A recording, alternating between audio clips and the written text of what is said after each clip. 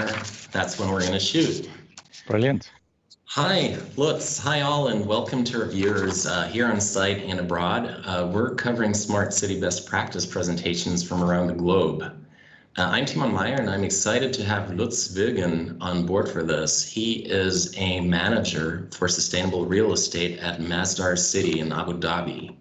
Lutz, thank you so much for joining us. We'll get underway with your presentation in a second, and everyone who's watching and listening in, please start firing away with your questions on the chat. We'll try and get as many of your questions in after the presentation. Lutz, without further ado, please go ahead. Thank you, Timon. I greatly appreciate you having me on today. I really appreciate that. So without further ado, what I will do is I will share my screen. Bear with me. This is my first, dare I say, virtual presentation. So lessons being learned as we go along. Very nice. Are you actually located in Abu Dhabi right now? Is that where you're? Absolutely, absolutely. It's actually afternoon for us, a bit later than your good selves. So yes, it's we've just finished work. So I'm just joining you from after work. So yes, delighted to be, as I said. Beautiful. Right. Well, let me get started. First and foremost, as I said already, thank you very much. It's a very exciting opportunity for us to be able to talk about Masdar City. I just want to start off the presentation and saying that this is from a design perspective. I work from the design side at Masdar City, and our role primarily at Sustainable Real Estate is the development of Masdar City. So I will, without further ado, give you some insight into smart cities and in how we have interpreted this at Masdar City and how we are realizing this at Masdar City. So in general, there's different approaches to smart cities. None of them are either wrong or right, and there's not necessarily a definitive way in which one can define what a smart city is. A lot of people perceive it to be through technology alone, and this is, for instance, applicable in existing cities. Let's say London, for instance, where there's limited opportunity to change the actual building fabric per se. So you introduce technology to make the existing fabric more accommodating, let's put it that way. As Masdar have taken the holistic approach. So we look at it from the ground up. We look in terms of the actual physical placement of the city itself. And that has everything to do from orientation right through to the technology. Primarily, our approach is one of whereby we use passive design measures, and then we supplement them with the latest technology. Of course, Masdar being primarily renowned for its sustainability criteria, we of course take that to heart, and that's how we manage even the technology side. So waste is something we frown upon, and that includes as well the use of technology. If it does not have a use, we do not use it. So the benefits of technology, of course, I think we all know. I mean, they drive innovation. There's fantastic technology out there. And also this applies in what we do with Masdar City as an example, from a design perspective. So all our cities is designed from the ground up using the latest technology, which brings with it some challenges as well. But primarily, I wanted just to touch on, before I sort of look at Masdar City in itself, as some of the areas in which a smart city needs to function. And of course, primarily it needs to be, have a purpose, and it needs to be in a position to do the primal things, which is, for instance, the protection, provide shelter, be able to feed, and provide the amenities that we have come to expect in terms of security, health, which are vital parts of any city and their function. And of course, how technology can aid in those areas as well. Then, of course, convenience and connectivity. And we've all become quite spoiled, becoming used to the latest technology, how the information is used. And, of course, from a city's perspective and learning perspective, and AI in particular, how that information is stored and subsequently used in terms of driving future efficiencies. With energy being one of the primary areas that we concentrate on, especially here in the Middle East. Energy is of course at the forefront, and what we try and conserve as much as possible. And there through, of course, it's also mindful consumption in terms of education as we go along, and a hope in terms of repurposing natural resources. And also this leads on to another subject which we won't cover today, but as an example, the circular economy. Now, one item that we as Masdar City are particularly around now on that is in terms of our work in terms of sustainability. So we concentrate primarily on environmental, social, and economic, and I'll go into a little bit more detail on those particular subjects as we go through the presentation. This is just to give you sort of a introduction into Masdar City. Now, I don't want to spend too much time on these particular items. I'd much rather spend a bit more time on the practical elements in terms of how we've realized some of these items. And I think the audience today would probably take greater pleasure in seeing that than just seeing me scroll through various, dare I say, statements per se. I think the big point here is being the economic and social environmental aspects. We are, of course, in the Middle East, which in its own right has its own challenges. And as I say, one of our primary functions at the forefront of Masdar City is the reduction of energy and what we do with regards to energy management. So this is an overview of Masdar City in terms of what it will be. We are at this point in time what we call in the legacy part, which is phase one, which is where my cursor is sort of going around at the moment. Within that part are various pockets that are still being developed, but primarily that's an area that we are concentrating our efforts on at the moment. The part where you see my cursor now is the part that is currently, and that was part of the original vision of Masdar City, which was on a podium. So the whole city in this area was raised by 7.5 meters. And this comes back to the point of what I was saying earlier.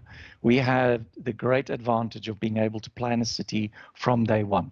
Now, admittedly, we've also had to adapt. I mean, we've had challenges in terms of economic challenges that we've had to adapt to as well. So the master plan has evolved, and our vision to some extent has also had to adapt.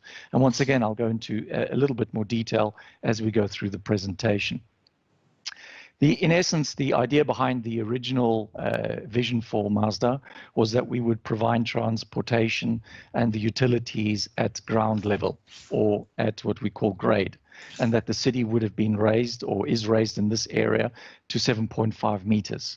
Now that also makes an allowance for instance, preferred wind directions, or preferred wind flow, should I say.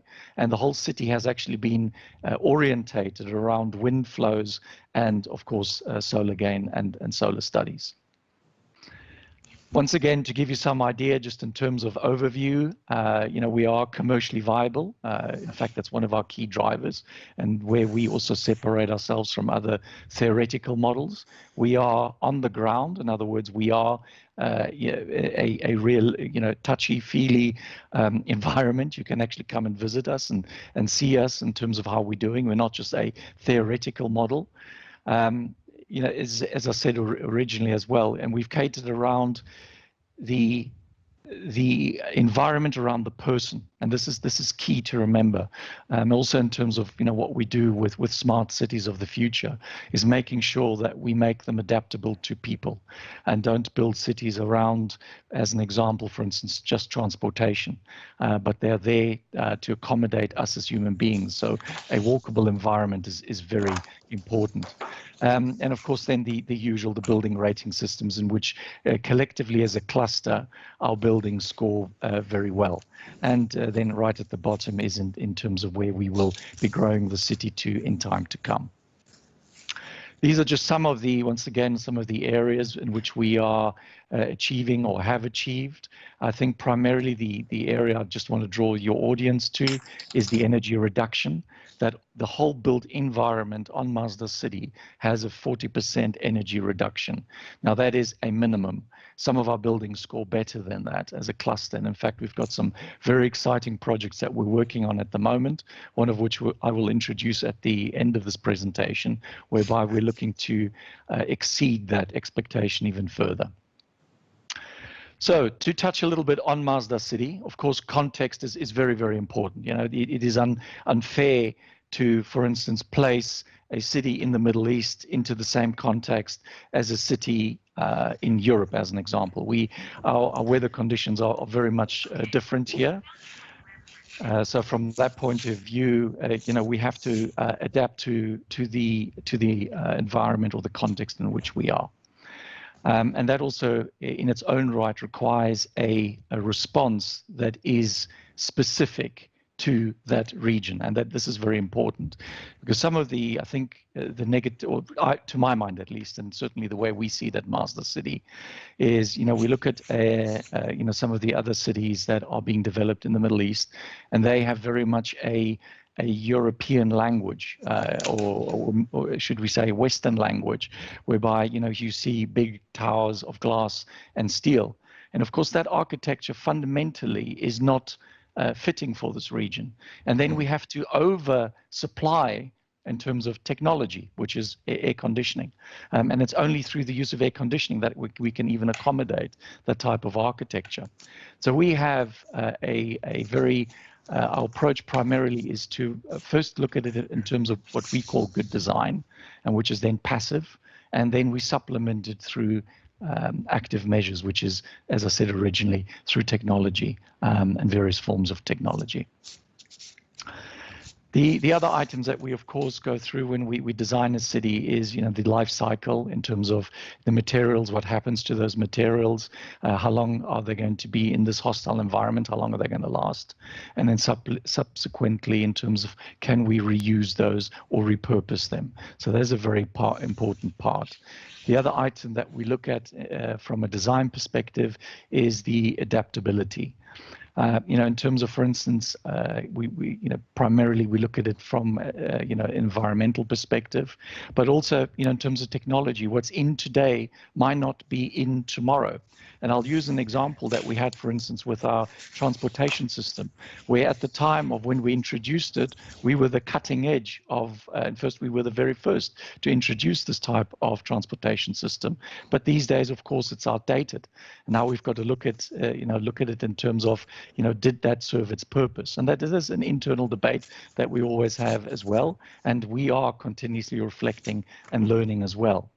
And then, of course, the other item which is key is that our built environment is flexible, you know, that we can repurpose it, that we can change uses, and that by the very essence of what we do can be adapted and is flexible for future use and future generations for that matter.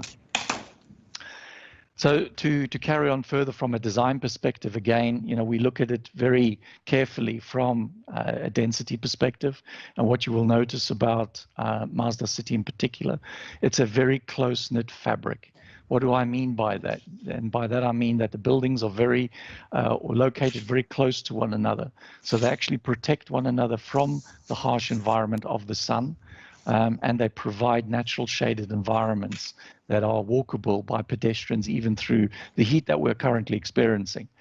So this is very much a city that is for the people, and to be able for those people to actually habitat and walk around. So this also comes back to the form, you know, the building form. And once again, I can elaborate extensively on each of these subjects, but I don't have the necessary time to do so. But please feel free to ask any questions on any of these items afterwards, and I'll be more than happy to elaborate further. And then, of course, the function, which is absolutely critical in terms of what do we use these buildings for on the city. And we have multitude of uses. We have residential, we have commercial, we have light industrial, and a host of other uses. I mean, and I will touch on some of the industrial aspects as an example, because those are typically known to be some of the more energy intensive areas. And then, of course, the city in terms of scale is all about the human scale. We've got low-rise buildings, densely, as I already said, in a dense urban fabric, and it's very much on a low-rise perspective, which, of course, also now in light of our current situation and why we're not able to see each other face to face, is one of the areas why the city, as an example, has excelled in dealing with, for instance, COVID as well. And this gives you just a sort of a flavor of the city at the current form. And you will see, for instance, what we concentrate our efforts on is creating courtyards that are people-centric. We create transition spaces that I spoke about that are very shaded, providing a comfortable environment even in this heat. And an architecture that is distinctive, and you'll see that in some of the buildings that we have. But also what you will notice here, for instance, the wind tower, which was to some extent you could say is where we were testing theoretical ideas of how air could be conditioned through natural means and brought down to the public realm, as we call it. So at great investment, as an example, we did a study, and one would have to say that lessons learned out of that particular structure. Did it do what it said it would do? Yes, it did. It does work, but in terms of the capital outlay, one's got to ask oneself, does that actually provide the function for the money that you're investing in? And as I said earlier, we are very much about providing an economically viable city, and that means compromising on times as well on certain aspects. This is just some of the projects that you may have seen that were recognized internationally. Each of these projects in their own right was if you could say, a distinctive project for Masdar City. We have the Siemens building, which you can see has a very much an industrial flavor to it, very functional, very efficient. One of our most profitable buildings, in fact, at Masdar City. We also have the Arena building, which has won several awards as well. And you will see what we call the Eco Villa, which Masdar pioneered. And we are working with various regions, not just in terms of the UAE, but other Middle Eastern regions in terms of creating a more sustainable building fabric for even houses. And this particular villa is a net zero villa, and produced at a price that is competitive with a standard villa. So this is something that we continuously look to excel in, is driving the architecture and design forward in the region. And as I promised, and I said I would introduce some of the light industrial centers that have been completed and that achieve very high energy ratings as well. And one of the examples that I'd like to use here is, for instance, the data center. We worked very, very closely with the designers of the data center to ensure that even this data center had substantial energy reductions and scored very, very high, while still producing the revenues that it needed for its specific owners. And then, of course, the others are just examples of the kind of fabric that we have and the industrial fabric that we have. Here, leading on to transportation, and of course, as I said originally, what you see on your top left-hand corner is what is known as the PRT. PRT transported over 2 million people in its usable lifetime. It's still functioning, it's still working, but it's somewhat outdated technology now. It's been replaced by what you can see on your right, which is a GPS system, which we have 4 vehicles now at Masdar Civil, autonomous vehicles that drive around the city, delivering people in their various locations. And of course, this is critical in the environment that we're in. With the extensive heat that we have here, it is sometimes not plausible for people to be walking for greater distances. The heat is just too severe. So from that point of view, provide a conditioned environment in which people can travel. And that's, as I say, very proud to sort of be part of that initiative. And then, of course, as your guests from Europe will know, very much cycling is on the forefront. But as I said, that's probably an activity that's somewhat limited in terms of its use, and is probably restricted to between sort of 6 and 8 months a year, otherwise standing. And then, of course, on your far left is where we have the electric scooters, where you can scoot around the city podium on an electric basis.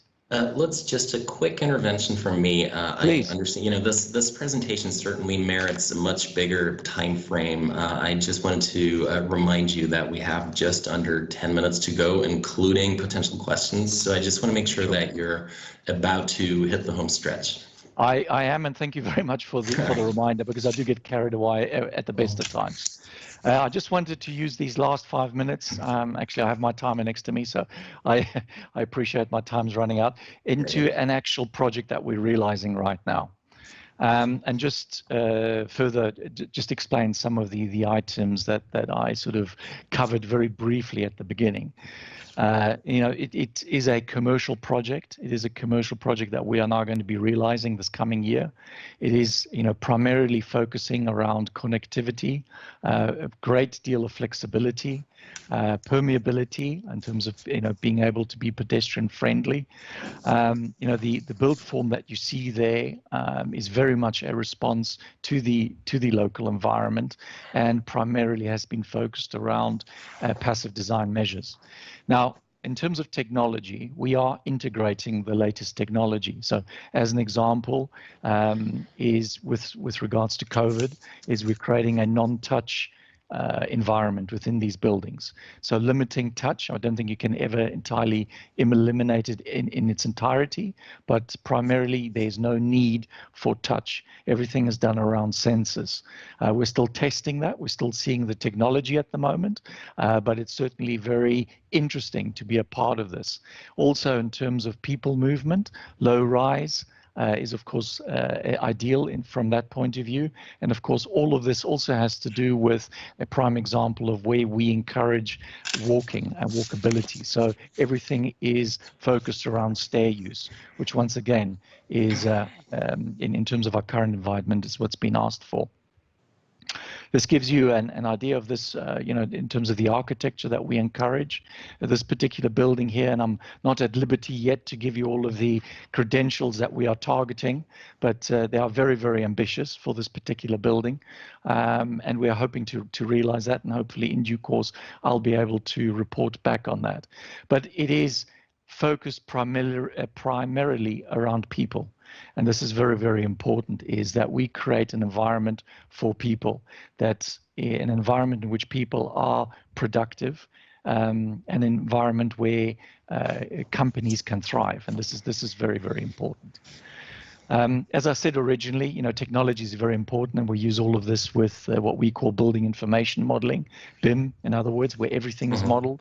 And everything is done in light of simulations, all the wind simulations, sun simulations, movement simulations, is all done in this type of software. And then, of course, this kind of software so invites where you put certain items, where certain other technologies are required. It's a very interesting way of working, there's no doubt about it. For an old guy like me, it's a bit sad to see that paper is sort of on its way out in its entirety, and that one now it works on one's laptop alone, which, as I say, for me is a bit saddening, but that's the reality of it. And then, of course, the future. We post-COVID as an example of what we spoke about. What does that mean for the built environment for the future? And are we going to be, competitive? We certainly spend a lot of time at Masdar thinking about this, and continues to evolve, and hopefully continuously to learn and to grow. So this is my last slide, and then I will take any questions. As I said, I think the most important part here is creating cities for people, and this is what primarily we pride ourselves in. So thank you very much. Ready for any questions that any of your audience may have. All right, thank you so much, Lutz. First of all, I really appreciate you, taking the time to elucidate this massive undertaking for us in such pertinent fashion. So thank you for that. With all its ramifications, I think we could talk about this for hours, but there is one question that came in from Thomas. Do you have any idea about the number of stakeholders involved and the number of corporations that Masdar City facilitates? I cannot give you an exact number, because we have a free zone, what we call a free zone at Masdar. Yep. So we have a whole host of companies that are located at Masdar. Our primary stakeholders are people like Siemens, Honeywell. We have a whole row of exciting companies that are part of Masdar City, and we, are part of the innovation that you see at Masdar City. So, unfortunately, I cannot give you an exact number. I would have to get back to you on that, and I don't mind doing so if that is something that your viewer is particularly interested in. Okay, there's one other question that I'm seeing. As Sabina says, if she remembers correctly, maybe a unique aspect to Masdar City is the attempt to grow food locally despite the adverse conditions. Can you speak more about what that entails? Absolutely. It's something we are, in fact, trialing at the moment. We've got a whole area dedicated to food production and looking at vertical farming as an example. That's one area we're looking at. Is, for instance, one of the studies that's being done is in containers, in terms of how that can be realized. Of course, the flip side of that, how can you do it in an energy efficient manner? And this is where the test comes into play, because everything is conditioned in these environments. And then how do you condition a space like this? And it is a challenging balance to get right. So I will sort of suggest that we're not done with that subject yet, and there's a distinct drive by the UAE as a whole to look at a sustainable way in which we can do food production. We're not quite there yet, but I don't believe we're that far off it. For you, Lutz, I know you're someone who's been abroad for a long time, but you're originally from Europe, and I just wanted to get your take on how you perceive the interaction between government players and public enterprises and private companies as well at Masdar. How does that work? We have about 1 minute. For that. It's a very good question, and I think that's where we do have, if you like, somewhat of an advantage. We are, to some extent, you could say, a vision of the government. The government per se has invested through their investment firm, Mubadala. We are a Mubadala company, has invested in this vision, which allows us to realize a lot of this. I do appreciate that our European counterparts don't necessarily have that luxury at times, and that in Europe it is often a private initiative. So from that point of view, yes, we certainly are fortunate in the way that we're in a position to realize that. However, I would say, and on closing, we are economically viable. So it's not just as in this is a handout, where you go and try something. We are, by our very mandate, required to be economically viable, which we are. So I think, that's just an interesting point to add. But yes, as you say, we could carry this debate for some time, or this conversation for some time, but certainly very interesting. Yes, as right. But exactly, we're adhering to a strict schedule here, unfortunately.